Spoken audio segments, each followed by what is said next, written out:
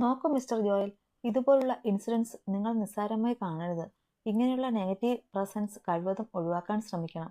ഇല്ലെങ്കിൽ കൃഷ്ണ ചിലപ്പോൾ ഡിപ്രഷൻ സ്റ്റേജിലേക്ക് പോയേക്കാം. ഇപ്പോൾ തന്നെ ആ കുട്ടിയുടെ മനസ്സിൽ ഇനി ഒരിക്കലും കുഞ്ഞുങ്ങൾ ഉണ്ടാവില്ലെന്ന് പറഞ്ഞു പിടിപ്പിച്ചിരിക്കുകയാണ് അവർ. അത് അങ്ങനെ അല്ല എന്ന് നമ്മൾ പറഞ്ഞാൽ ചിലപ്പോൾ കൃഷ്ണ വിശ്വസിച്ചു എന്ന് വരില്ല. അതിന് ഒരു നല്ല കൗൺസിലിങ്ങിലൂടെ മാത്രമേ കഴിയൂ. ഇത് ഇവിടുത്തെ തന്നെ ഒരു ഡോക്ടറുടെ കാർഡാണ്. ആളോട് ഞാൻ പറഞ്ഞിട്ടുണ്ട്, കൃഷ്ണയുമായി ഒന്ന് പോയി കാണണം. ഇപ്പോൾ വേണ്ട, കൃഷ്ണയുടെ ഹെൽത്ത് നോർമൽ ആയതിനു ശേഷം മതി. ജോയലിന് നേരെ കാർഡ് നീട്ടിക്കൊണ്ട് ഡോക്ടർ ഗൗരവത്തോടെ പറഞ്ഞു. ജോയൽ അത് വാങ്ങി തന്റെ പോക്കറ്റിലേക്ക് വെച്ചു. ശേഷം ഡോക്ടറിന് കൈയും കൊടുത്ത് ക്യാബിന് പുറത്തേക്ക് ഇറങ്ങി. അവൻ നേരെ പോയത് കൃഷ്ണയുടെ അരികിലേക്കാണ്. അവൻ റൂമിൽ ചെല്ലുമ്പോൾ കൃഷ്ണ നല്ല മയക്കത്തിലായിരുന്നു. അവൻ വരുന്നത് കണ്ട് ഷെർലിയും റോസിയും ജെസ്സിയും പുറത്തേക്ക് ഇറങ്ങിക്കൊടുത്തു. അവർ പോയതും ജോയൽ കൃഷ്ണയ്ക്കടുത്ത് ബെഡിലേക്ക് ഇരുന്നു കൊണ്ട് അവളുടെ തല അല്പം ഉയർത്തി തന്റെ മടിയിലേക്ക് എടുത്തു വെച്ചു. അവളുടെ തടിച്ചു വീങ്ങിയ കൺതടങ്ങളും വാടിത്തളർന്ന മുഖവും ജോയലിൽ നോവുണർത്തി. അവനൊന്ന് കുനിഞ്ഞ് അവളുടെ നെറ്റിയിലെ കെട്ടിന് മുകളിലൂടെ നേർമയായെന്നു മുത്തി. ജോ. തന്റെ പ്രിയപ്പെട്ടവന്റെ സാന്നിധ്യം അറിഞ്ഞതുപോലെ അവളുടെ ചുണ്ടുകൾ പതിയെ മൊഴിഞ്ഞു. ഒപ്പം അവൾ കണ്ണുകൾ പതിയെ ചിമ്മി തുറക്കാൻ ശ്രമിച്ചു. പാട മൂടിയ തന്റെ കണ്ണുകൾ ചിമ്മി തുറന്ന് അവൾ ജോയലിന്റെ മുഖത്തേക്ക് നിർവികാരമായി നോക്കി. അവളുടെ കണ്ണുകൾ നിറയുന്നത് ജോയൽ ഒരു പകപ്പോടെ നോക്കിയിരുന്നു. എന്താടാ, എന്തിനാ ഈ കണ്ണ് നിറഞ്ഞത്? അവളുടെ കവിളിൽ പതിയെ തഴുകിക്കൊണ്ട് അവൻ വേദനയോടെ ചോദിച്ചു. എനിക്കിനി ഒരിക്കലും അമ്മയാവാൻ കഴിയില്ലേ ജോ? തന്റെ കവളിലിരുന്ന ജോയലിന്റെ കയ്യിൽ മുറുകെ പിടിച്ചുകൊണ്ട് അവൾ വിതുമ്പി. ആരാ പറഞ്ഞത് അമ്മയാവാൻ കഴിയില്ലെന്ന്? നമുക്ക് ഇനിയും കുട്ടികളുണ്ടാവും. എന്റെ കുഞ്ഞുങ്ങളെ നീയല്ലാതെ ആര് പ്രസവിക്കാനാ? ആരെങ്കിലും പറയുന്നത് കേട്ട് എന്തിനാ ഈ കുഞ്ഞു മനസ്സിങ്ങനെ വിഷമിപ്പിക്കുന്നത്? ജോയൽ അവളെ എഴുന്നേൽപ്പിച്ചു തന്റെ നെഞ്ചിലേക്ക് ചാരിയിരുത്തിക്കൊണ്ട് പുഞ്ചിരിയോടെ ചോദിച്ചു. അമ്മയാവാൻ കഴിഞ്ഞില്ലെങ്കിൽ നിനക്കെന്നോട് വെറുപ്പ് തോന്നുവോ? അവന്റെ നെഞ്ചിലേക്ക് കൂടുതൽ ചാഞ്ഞുകൊണ്ട് അവൾ വേദനയോടെ ചോദിച്ചു. എനിക്കതിന് കഴിയുമെന്ന് നീ വിശ്വസിക്കുന്നുണ്ടോ? അല്ലെങ്കിൽ തന്നെ നീ അമ്മയാവില്ലെന്ന് എന്തിനാ ഇങ്ങനെ സ്വയം കരുതുന്നത്? നിന്റെ അമ്മാമ്മയും മകനുമല്ലാതെ മറ്റാരെങ്കിലും അങ്ങനെ പറഞ്ഞോ? തന്നെ ചികിത്സിക്കുന്ന ഡോക്ടർ പറയുന്നതാണോ ആ കള്ളക്കൂട്ടങ്ങൾ പറയുന്നതാണോ നിനക്ക് വിശ്വാസം? ജോയൽ അവളുടെ മുഖം തനിക്ക് നേരെ തിരിച്ചുകൊണ്ട് ചോദിച്ചു. അതിനവൾ മറുപടി പറഞ്ഞില്ല. അവൾ മുഖം വെട്ടിച്ച് അവന്റെ നെഞ്ചിലേക്ക് പതുങ്ങിയിരുന്നു. എന്തിനാ ഇങ്ങനെ വിഷമിക്കുന്നത്? നിനക്കൊന്നും സംഭവിച്ചിട്ടില്ല. എന്റെ 5 പിള്ളേരെ ചുമക്കാനുള്ള വയറല്ലേ ഇത്? എന്നിട്ട് നീ ഇപ്പോഴേ അതിന് കഴിയില്ലെന്ന് പറഞ്ഞ് എന്റെ മൂഡ് കളയല്ലേ. ഞാൻ ഒരുപാട് സ്വപ്നങ്ങളൊക്കെ കണ്ടുവച്ചിട്ടുള്ളതാ. അവളുടെ വയറിലേക്ക് കൈ ചേർത്ത് കുറുമ്പോടെ അവനത് പറയുമ്പോൾ കൃഷ്ണ കൂടുതൽ അവനിലേക്ക് ചേർന്നിരുന്നു. കൃഷ്ണ. ജോലിന്റെ വിളിയിൽ അവൾ സംശയത്തോടെ തലയുയർത്തി അവന്റെ മുഖത്തേക്ക് നോക്കി. അന്ന് വീട്ടിൽ വന്നതാരായിരുന്നു? ജോയലിന്റെ ആ ചോദ്യത്തിൽ കൃഷ്ണ ശരിക്കും ഞെട്ടി. അവൻ എന്ത് മറുപടി കൊടുക്കുമെന്നറിയാതെ അവൾ കുഴഞ്ഞു. നിനക്ക് ഓർമ്മയില്ലേ അതാരാണെന്ന്? അവന്റെ ചോദ്യത്തിന് അവൾ പേടിയോടെ ഇല്ല എന്ന് തലയനക്കി. എങ്കിൽ എനിക്കറിയാം അതാരാണെന്ന്.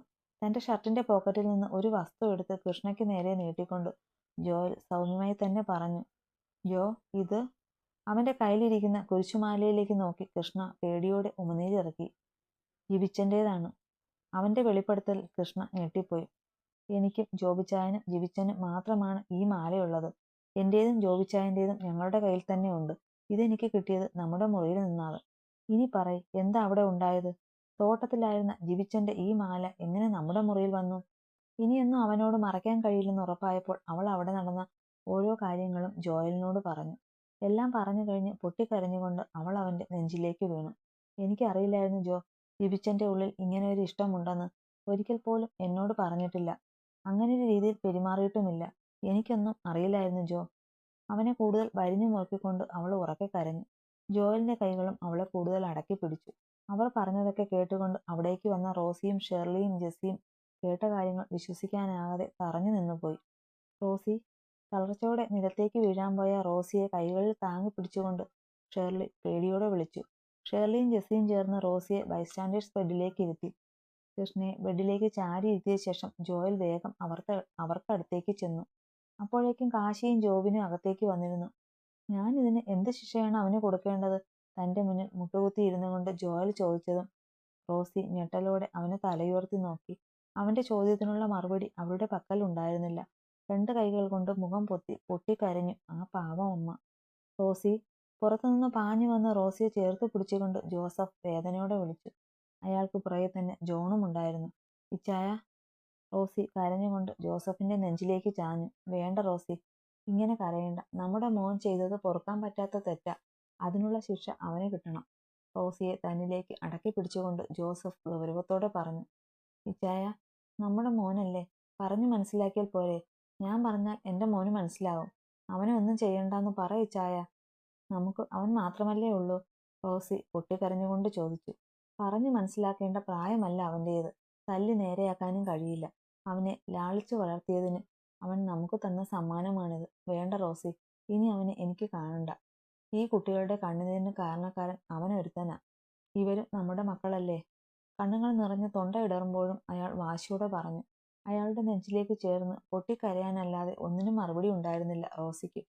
എല്ലാവരും വല്ലാത്തൊരവസ്ഥയിൽ നിന്നുപോയി. ചോദിച്ചാ, ഇനി എന്തും നിനക്ക് തീരുമാനിക്കാം. ആരും നിന്നെ തടയില്ല. എനിക്കിനി ജിബിനുമായി യാതൊരു ബന്ധവുമില്ല. അങ്ങനെയൊരു മകൻ ഇല്ലെന്ന് കരുതി ജീവിച്ചോളാം ഞങ്ങൾ. ഹൃദയം നുറങ്ങും പോലെ വേദന തോന്നിയിട്ടും ജോസഫ് തന്റെ വാക്കുകൾ ഗൗരവം നിറച്ചു. തന്റെ കണ്ണുകൾ നിറയാതിരിക്കാൻ ആ മനുഷ്യൻ നന്നായി പാടുപെടുന്നുണ്ടായിരുന്നു. തന്റെ ഉള്ളിലെ അച്ഛൻ എന്ന വികാരം അതിന്റെ കൊടുമുടിയിൽ എത്തി നിൽക്കുമ്പോഴും ജിബിൻ ചെയ്ത തെറ്റിന് മാപ്പ് കൊടുക്കാൻ അയാൾക്ക് കഴിയുന്നുണ്ടായിരുന്നില്ല. എല്ലാവരെയും ഒന്ന് നോക്കി റോസിയെയും ചേർത്ത് പിടിച്ച് അയാൾ ആ റൂമിൽ നിന്ന് പുറത്തേക്കിറങ്ങി. അവരെ തടയാൻ ആരും ശ്രമിച്ചില്ല. അവർ പോകുന്നത് നോക്കി നിറകണ്ണുകളോടെ നിൽക്കാനല്ലാതെ മറ്റൊന്നിനും ആർക്കും കഴിയുന്നുണ്ടായിരുന്നില്ല. ഒന്നും വേണ്ട ജോ, ജിബിച്ചന് തെറ്റു പറ്റിപ്പോയതാ, ക്ഷമിച്ചേക്ക്. നമുക്ക് നമ്മുടെ കുഞ്ഞിനെ വിധിച്ചിട്ടില്ലെന്ന് കരുതി മറന്നു കളഞ്ഞേക്ക്. നമ്മുടെ കുഞ്ഞിനെ നഷ്ടപ്പെട്ടപ്പോൾ നമുക്ക് വേദനിച്ചില്ലേ? അതുപോലെ ജിബിച്ചന് എന്തെങ്കിലും സംഭവിച്ചാൽ ജോസഫ് അങ്കിളിനും റോസി ആന്റിക്കും അത് സഹിക്കാൻ കഴിയില്ല. അവരെ വേദനിപ്പിച്ചിട്ട് നമുക്കൊന്നും വേണ്ട ജോ. ആ അച്ഛൻ്റെയും അമ്മയുടെയും കണ്ണുനീരിനെ കണ്ടില്ലെന്ന് നടിച്ചിട്ട് നമുക്കൊന്നും വേണ്ട ജോ. അവരുടെ മനസ്സ് വേദനിച്ചാൽ ഈ ജന്മം നമുക്ക് സന്തോഷത്തോടെ ജീവിക്കാൻ കഴിയില്ല. ജിബിച്ചനെ ഒന്നും ചെയ്യണ്ട ജോ. നമ്മുടെ ജിബിച്ചനല്ലേ, വിട്ടേക്കടാ. ജോയലിനെ നോക്കി യാചനയോടെ പറഞ്ഞുകൊണ്ട് കൃഷ്ണ ബെഡിൽ നിന്ന് എഴുന്നേൽക്കാൻ ശ്രമിച്ചു. കൃഷ്ണ, വേണ്ട, നീ അവിടെ അടങ്ങിയിരിക്ക്. അവളെ എഴുന്നേൽക്കാൻ അനുവദിക്കാതെ ബെഡിലേക്ക് പിടിച്ചിരുത്തിക്കൊണ്ട് ജോയൽ ശാസനയോട് പറഞ്ഞു. ജിബിച്ചനെ ഒന്നും ചെയ്യണ്ട ജോ. കൃഷ്ണ കരഞ്ഞുകൊണ്ട് അവന്റെ നെഞ്ചിലേക്ക് ചാഞ്ഞു. ഇല്ല, ഞാനൊന്നും ചെയ്യില്ല. അവളുടെ തലയിൽ തഴുകിക്കൊണ്ട് അവൻ അവളെ സമാധാനിപ്പിക്കാനായി പറഞ്ഞു. ജോയിച്ച, നീ ഒന്ന് പുറത്തേക്ക് വന്നേ. അവനോട് പറഞ്ഞുകൊണ്ട് കാശിയും ജോബിനും ജോണും പുറത്തേക്ക് ഇറങ്ങി.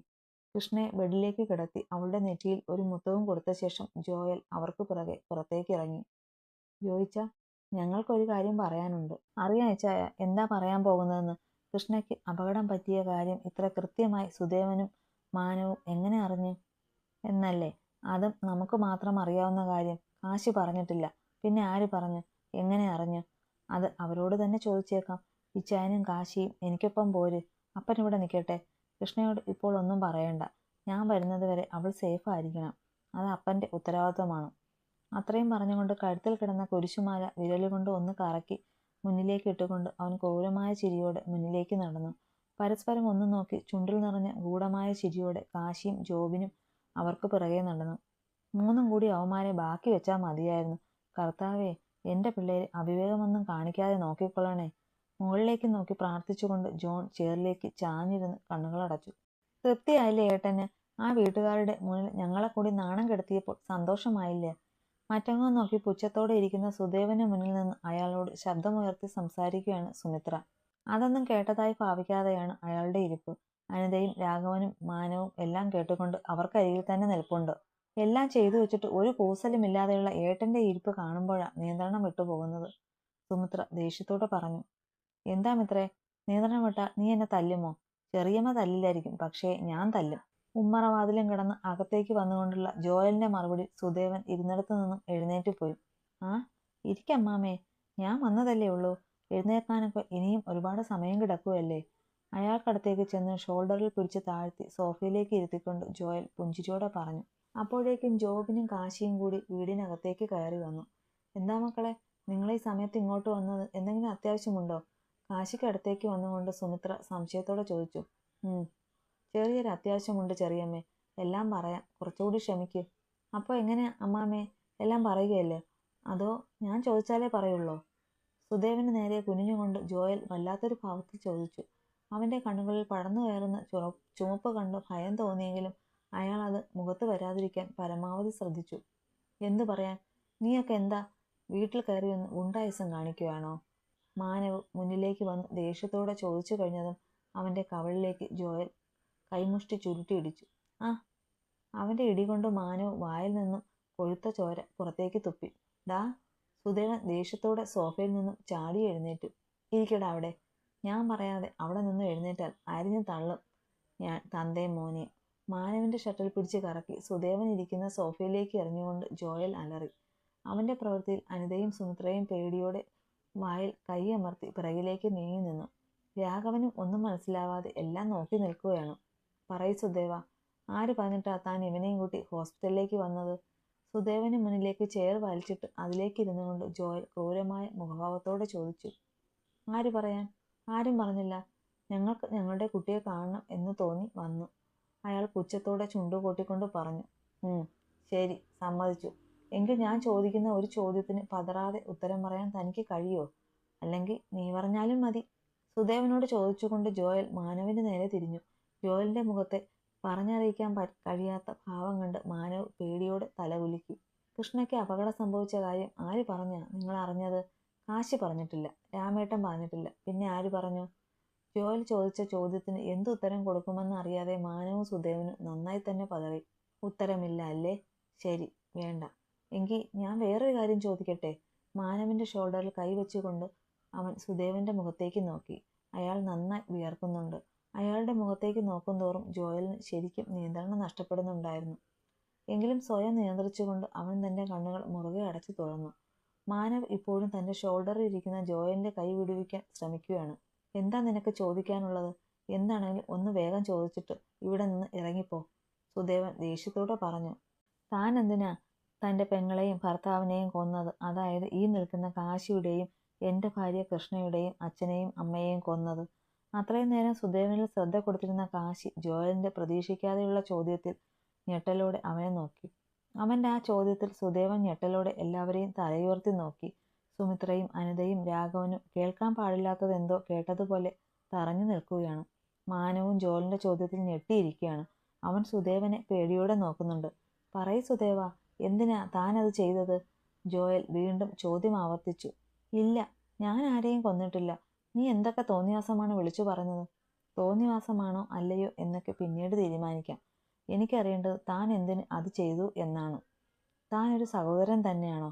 സ്വന്തം പെങ്ങളെയും കുടുംബത്തെയും ഒരു ദയയുമില്ലാതെ കൊന്നുകളയാൻ തനിക്ക് എങ്ങനെയാ കഴിഞ്ഞത്? തൻ്റെ രക്തം തന്നെ ആയിരുന്നില്ലേ ഭദ്രാമയും? പറയടോ, താൻ എന്തിനാ അത് ചെയ്തത്? ജോയൽ ചെയറിൽ നിന്ന് ചാടി എഴുന്നേറ്റുകൊണ്ട് സുദേവനെ വലിച്ചെഴുന്നേൽപ്പിച്ചു. കൈ എടുക്കടാ ചെള്ളു ചെറുക്ക. അതേടാ, ഞാൻ തന്നെയാ കൊന്നത്. നിനക്ക് എന്ത് ചെയ്യാൻ കഴിയും? ഞൊടിയിടയിൽ മാറിയ സുദേവന്റെ ഭാവത്തിൽ തറഞ്ഞു നിന്നുപോയി എല്ലാവരും. അനിതയും സുമിത്രയും രാഘവനും അയാൾ പറഞ്ഞത് വിശ്വസിക്കാൻ കഴിയാതെ ഞെട്ടലോടെ നിന്നുപോയി.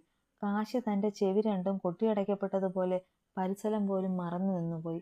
അവന്റെ കാലുകൾ പതിയെ സുദേവനരികിലേക്ക് ചലിച്ചു. കണ്ണുകൾ നിറഞ്ഞ് അവന് കാഴ്ച മറയുന്നുണ്ടായിരുന്നു. താൻ എന്താ പറഞ്ഞത്? സുദേവന്റെ ഷർട്ടിൽ പിടിച്ചുകൊണ്ട് കാശി സമനില തെറ്റിയവനെ പോലെ ചോദിച്ചു. നിന്റെ തന്തയും തള്ളയും ഞാൻ കൊന്നതാണെന്ന്. ഇപ്പൊ കേട്ടോ നീ? ഇനി എന്തിനാ തീർത്തതെന്ന് അറിയണ്ടേ? മാണിക്കശ്ശേരി മനയും സ്വത്തുക്കളും അത് സ്വന്തമാക്കാൻ വേണ്ടി തന്നെയാ എല്ലാത്തിനെയും ഒരുമിച്ച് തീർത്തത്. അതിന് എനിക്ക് ഒട്ടും പ്രയാസമുണ്ടായിരുന്നില്ല. ഒരു ലോറി ഡ്രൈവർക്ക് കുറച്ച് കാശ് കൊടുത്തപ്പോൾ അവനത് നല്ല വെടിപ്പായി ചെയ്തു തന്നു. പിന്നെ ബാക്കി ഉണ്ടായിരുന്നത് നീയും നിന്റെ ആ ജാതകദോഷക്കാരി പെങ്ങളും മാത്രമായിരുന്നു. അവളെ എൻ്റെ മോനെ കൊണ്ട് കടിച്ചാൽ പിന്നെ ഒന്നും പേടിക്കണ്ടായിരുന്നു. അവളെയും തീർത്ത് നിന്നെയും അങ്ങ് കൊന്നുകളഞ്ഞാൽ പിന്നെ മാണിക്കശ്ശേരി എൻ്റെ മോനുള്ളതായിരുന്നു. അതിനിടയിലാണ് ഇവൻ കയറി വന്ന് കൃഷ്ണയെ കെട്ടിയത്. അതോടെ എൻ്റെ എല്ലാ പദ്ധതിയും ഇല്ലാതായി. തനിക്ക് മേലുള്ള കാശിയുടെ കൈ തട്ടിയെറിഞ്ഞുകൊണ്ട് സുദേവൻ അലറി. അയാളുടെ വെളിപ്പെടുത്തലിൽ എല്ലാവരും ഞെട്ടിത്തരിച്ചുപോയി. സുമിത്രയും അനിതയും പൊട്ടിക്കരഞ്ഞുപോയി. സുമിത്ര ഓടി വന്ന് സുദേവന്റെ ഷർട്ടിൽ പിടിച്ചു. ദ്രോഹി, എൻ്റെ ചേച്ചി നിങ്ങളോട് എന്ത് തെറ്റായിരുന്നു ചെയ്തത്? ആ പാവത്തിനെ കൊല്ലാൻ നിങ്ങൾക്ക് എങ്ങനെയാ മനസ്സ് വന്നത്? സുമിത്ര സുദേവന്റെ നെഞ്ചിൽ കൈകൊണ്ടടിച്ചു. മാറി നിൽക്കടി. സുമിത്രയെ പിടിച്ചു തള്ളിക്കൊണ്ട് സുദേവൻ പല്ല് കടിച്ചു. സുമിത്രേ! രാഘവൻ വേഗം പോയി അവരെ ചേർത്ത് പിടിച്ചു. അനിത അപ്പോഴും ഒന്നിലും പ്രതികരിക്കാൻ കഴിയാതെ തറഞ്ഞു നിൽക്കുകയായിരുന്നു. ഇനി നിനക്കെന്താടാ അറിയേണ്ടത്? നിന്റെ കെട്ടികളുടെ ഇപ്പോഴത്തെ ഈ അവസ്ഥ ഞാൻ എങ്ങനെ അറിഞ്ഞുവെന്നോ? നീ ഇത്രയൊക്കെ കണ്ടുപിടിച്ചതല്ലേ? ഇതും കൂടി നീ അങ്ങ് കണ്ടുപിടിച്ചേക്ക്. ഈ കാര്യങ്ങളൊക്കെ ആരോടും പറയാതിരുന്നാൽ നിന്റെ പെണ്ണിനെ നിനക്ക് കുറച്ചു നാൾ കൂടി ജീവനോടെ കാണാം. പിന്നെ ഒരു കാര്യം, കൃഷ്ണയെ ഞാനൊന്നും ചെയ്യില്ല കേട്ടോ. അവളെ കൊല്ലാൻ തന്നെയാ ഞാൻ തീരുമാനിച്ചത്. പക്ഷേ അതിന് വേറെ ആളുണ്ട്. കുറച്ച് വൈകിട്ടാണെങ്കിലും ആള് എന്നെ തേടി വന്നിരുന്നു.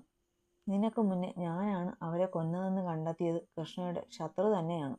ആൾക്ക് എന്നെക്കൊണ്ട് ചെറിയൊരു ആവശ്യമുണ്ടായിരുന്നു. കൃഷ്ണയെ ഇഞ്ചിഞ്ചായി കൊല്ലാൻ കഴിയുമെങ്കിൽ കൊല്ലാൻ. അതിൻ്റെ ആദ്യ പടിയായിരുന്നു ഇന്ന് ഹോസ്പിറ്റലിൽ നടന്നത്. നീ എന്നെ കണ്ടുപിടിച്ച സ്ഥിതിക്ക് ഞാൻ കളമൊഴിഞ്ഞു തന്നേക്കാം. പക്ഷേ കൃഷ്ണ ഒരിക്കലും രക്ഷപ്പെടില്ല. നിനക്ക് അവളെ കിട്ടില്ല ജോയൽ. നിനക്ക് നിന്റെ പെങ്ങളെയും കിട്ടില്ല കാശി. അവളുടെ ശത്രു ആരാണെന്ന് കണ്ടെത്താൻ നിന്നെ കൊണ്ടൊന്നും കഴിയുകയുമില്ല. കാരണം ശത്രു നിങ്ങളുടെ മൂക്കിൻ തുമ്പിൽ തന്നെയുണ്ട്. സുദേവൻ പുച്ഛത്തോടെ പറഞ്ഞു. താൻ അത് പറയാതെ ഞങ്ങൾ ഇവിടുന്ന് പോവില്ല സുദേവ. ഒരു ചിരിയോടെ പറഞ്ഞുകൊണ്ട് ജോയൽ വീണ്ടും ചെയറിലേക്കിരുന്നു. അവന്റെ മുഖത്തെ ചിരിയിൽ പന്തികേട് തോന്നിയ സുദേവൻ കുറുങ്ങിയ കണ്ണുകളോടെ അവനെ ചൂഴ്ന്നു നോക്കി. വിജയ, അതിങ്ങെടുത്തോ. സുദേവൻ മുതലാളി കണ്ട് സായുജ്യമണയട്ടെ. ജോയൽ പറഞ്ഞതും ജോബിൻ തന്റെ ഷർട്ടിന്റെ പോക്കറ്റിൽ നിന്ന് ഫോൺ എടുത്ത് അതിൽ റെക്കോർഡായിക്കൊണ്ടിരിക്കുന്ന വീഡിയോ സേവ് ചെയ്ത് ജോയലിന്റെ കയ്യിലേക്ക് കൊടുത്തു. ജോയൽ അത് പ്ലേ ചെയ്ത് സുദേവന് നേരെ നീട്ടിപ്പിടിച്ചു. താൻ ഇത്രയും നേരം പറഞ്ഞ കാര്യങ്ങൾ മുഴുവൻ, തന്റെ മുഖം ഉൾപ്പെടെ സർവ്വതും അതിൽ റെക്കോർഡായിട്ടുണ്ടെന്ന് സുദേവൻ ഒരു ഞെട്ടലോടെ മനസ്സിലാക്കി. അയാൾ അതേ ഞെട്ടലോടെ തന്റെ ഫോണിൽ നിന്ന് കണ്ണുകൾ മാറ്റി ജോയലിനെ പേടിയോടെ നോക്കി. ഇനി പറയ് സുദേവ, ആരാ കൃഷ്ണയുടെ ശത്രു? ഫോൺ തിരികെ ജോബിനെ ഏൽപ്പിച്ചുകൊണ്ട് ജോയൽ പുച്ഛച്ചിരിയോടെ ചോദിച്ചു. സുദേവൻ ഇനി മുന്നോട്ട് എന്ത് എന്നറിയാതെ വിയർത്തു. ഇനി തനിക്ക് രക്ഷയില്ലെന്ന് അയാൾ ഉറപ്പിച്ചു. പറയ്, അതാവും തനിക്ക് നല്ലത്. താൻ പറഞ്ഞാലില്ലെങ്കിലും തന്നെ കൊണ്ടുപോകാൻ ഇപ്പോൾ പോലീസ് വരും. അതുകൊണ്ട് താൻ തൂങ്ങുന്നതിന് മുന്നേ ആ പേരങ്ങ് പറഞ്ഞേക്ക്. ഒറ്റയ്ക്ക് ജയിലിൽ പോകുന്നത് നല്ലതല്ലേ കൂട്ടാളികൾക്കൊപ്പം പോകുന്നത്? ജോയൽ പറയുന്നത് കേട്ട് സുദേവൻ കുറച്ചു നേരം ആലോചനയോടെ നിന്നു. പിന്നെ അവനോട് അയാളുടെ പേര് പറയാൻ തീരുമാനിച്ചു. ഞാൻ പറയാം. പിന്നീട് സുദേവൻ പറഞ്ഞ കാര്യങ്ങൾ ഒരു ഞെട്ടലോടെയാണ് ജോയലും ജോബിനും കാശിയും കേട്ടു നിന്നത്. ജോയൽ ഞെട്ടലോടെ ഇരുന്നിടത്തു നിന്ന് ചാടി എഴുന്നേറ്റു. താൻ എന്തൊക്കെയാ പറയുന്നത്? ഇത് ഞാൻ എങ്ങനെ വിശ്വസിക്കും? ജോയൽ സുദേവന് നേരെ ചീറി. നീ വിശ്വസിച്ചാലും ഇല്ലെങ്കിലും എനിക്കൊന്നുമില്ല. ഞാൻ പറഞ്ഞതാണ് സത്യം. പക്ഷേ നിന്നെക്കൊണ്ട് കഴിയില്ല കൃഷ്ണയെ രക്ഷിക്കാൻ. ഏത് വിധേനയും കൃഷ്ണയെ തീർത്തിരിക്കും, സുദേവൻ പുച്ഛത്തോടെ പറഞ്ഞു. അത് നിന്റെ വ്യാമോഹമാണ് സുദേവ. എന്റെ പെണ്ണിനെ സംരക്ഷിക്കാൻ എനിക്കറിയാം. ഇനി അവളെ ഒരാളും തൊടില്ല. ജോയൽ അത് പറഞ്ഞു കഴിഞ്ഞപ്പോൾ തന്നെ സുദേവനെ കൊണ്ടുപോകാനുള്ള പോലീസ് അവിടെ എത്തിയിരുന്നു. ഞാൻ വൈകില്ലല്ലോ അളിയ? SI അകത്തേക്ക് ഓടി വന്ന് ജോയലിന്റെ കയ്യിൽ പിടിച്ചുകൊണ്ട് ചോദിച്ചു. ഇല്ല, കറക്റ്റ് ടൈമിംഗ് ആണ്. SIയുടെ തോളിൽ തട്ടിക്കൊണ്ട് ജോയൽ ഒരു ചിരിയോടെ പറഞ്ഞു. ഇച്ചായ, ആ വീഡിയോ ഇവനെ അയച്ചു കൊടുത്തേക്ക്. ഞങ്ങൾ സ്റ്റേഷനിലേക്ക് വരേണ്ട ആവശ്യമില്ലല്ലോ അളിയ? ഏയ്, അതൊന്നും വേണ്ടി വരില്ല. തെളിവെങ്ങ് തന്നേക്ക്, ബാക്കി ഞാൻ നോക്കിക്കൊള്ളാം. SI ഒരു പുഞ്ചിരിയോടെ പറഞ്ഞത് കേട്ടുകൊണ്ട് ജോയൽ സുദേവന് നേരെ തിരിഞ്ഞു. ഇതെന്റെ ഫ്രണ്ടാണ് ബിഷോയ്. തനിക്കുള്ളത് തരാനിപ്പോൾ എനിക്ക് സമയമില്ല. എനിക്കുള്ളത് കൂടി ഇവൻ തന്നോളും. SI ചൂണ്ടിക്കാട്ടി സുദേവന് നേരെ പുച്ഛത്തോടെ പറഞ്ഞുകൊണ്ട് അവൻ മാനവിന് നേരെ തിരിഞ്ഞു. നിന്നെ ഇപ്പോൾ ഞാൻ വെറുതെ വിടുക. കാരണം നിന്റെ ഈ നശിച്ച തന്ത ഇല്ലെങ്കിൽ നീ വെറും കീടം മാത്രമാണ്. ഇനിയുള്ള കാലം അമ്മയ്ക്ക് പിറന്നവനായി ജീവിക്ക്. മാനവിന്റെ തോളിലൊന്ന് തട്ടിക്കൊണ്ട് ജോയൽ തലചരിച്ച് അനിതയെ നോക്കി. നെഞ്ചിൽ കൈയമർത്തി സുമിത്രയുടെ തോളിൽ ചാഞ്ഞിരുന്ന് പൊട്ടിക്കരയുകയാണ് ആ അമ്മ. സുമിത്രയും വല്ലാത്തൊരവസ്ഥയിൽ ഇരിക്കുകയാണ്. വാടോ.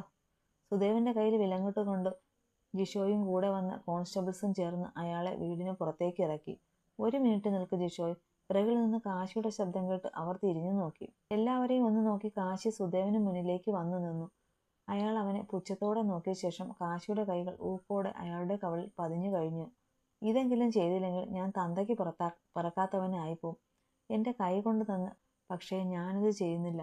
എന്റെ താലിക്ക് വേണ്ടി കാത്തിരിക്കുന്ന ഒരു പെണ്ണുണ്ടായിപ്പോയി. അവളെ കരയിച്ചുകൊണ്ട് അഴിയെണ്ണി ജീവിക്കാൻ എനിക്ക് കഴിയാത്തത് കൊണ്ട് മാത്രമാണ് തന്നെ ഞാൻ വെറുതെ വിടുന്നത്. അതും പറഞ്ഞ് അയാളുടെ മറുകവളിലും ഒന്ന് കൊടുത്തു കാശി. അവന്റെ കണ്ണുകൾ നിറഞ്ഞ് കണ്ണുനീർ കവിൾത്തടത്തെ നനയിച്ചുകൊണ്ട് ഒഴുകിയിറങ്ങി. അവന്റെ അവസ്ഥ മനസ്സിലാക്കിക്കൊണ്ട് ജോബിൻ വേഗം ചെന്ന് അവനെ ചേർത്ത് പിടിച്ചു. ജോബിന്റെ തോളിലേക്ക് മുഖമമർത്തി പൊട്ടിക്കരഞ്ഞുപോയി കാശി. അവന്റെ അവസ്ഥ കണ്ടുകൊണ്ട് ജോയൽ ജിഷോയെ കണ്ണു കാണിച്ചു. അപ്പോൾ തന്നെ അവൻ സുദേവനുമായി അവിടെ നിന്ന് പോയി. കാശി, നിന്നോട് നേരത്തെ പറയാത്തതിൽ എന്നോട് ദേഷ്യമുണ്ടോ? ജോയൽ കാശിയുടെ കൈത്തണ്ടയിൽ പിടിമുറുക്കിക്കൊണ്ട് ചോദിച്ചു. താങ്ക്സ് ചോദിച്ചായ. നീ പറഞ്ഞില്ലെങ്കിൽ ഞാനിത് ഒരിക്കലും അറിയില്ലായിരുന്നു. പക്ഷേ അതല്ല ഇപ്പോൾ ഇവിടുത്തെ പ്രശ്നം. എന്റെ കിച്ചു, അവളെ ഈ കുടുക്കിൽ നിന്ന് രക്ഷിക്കണം. ഇനി അവളെ കൂടെ നഷ്ടപ്പെടുത്താൻ എനിക്ക് വയ്യടാ, കാശി സങ്കടത്തോടെ പറഞ്ഞു. കൃഷ്ണയ്ക്കൊന്നും പറ്റില്ല കാശി. അവൾക്കടുത്തേക്ക് പോകുന്നതിന് മുമ്പ് നമുക്ക് മറ്റൊരാളെ കൂടി കാണാനുണ്ട്. പറയുന്നതിനൊപ്പം ജോയൽ കാറിനടുത്തേക്ക് നടന്നു. പിന്നീട് ആലോചിച്ചു നിൽക്കാതെ കാശിയും ജോബിനും അവനു പിറകെ നടന്നു.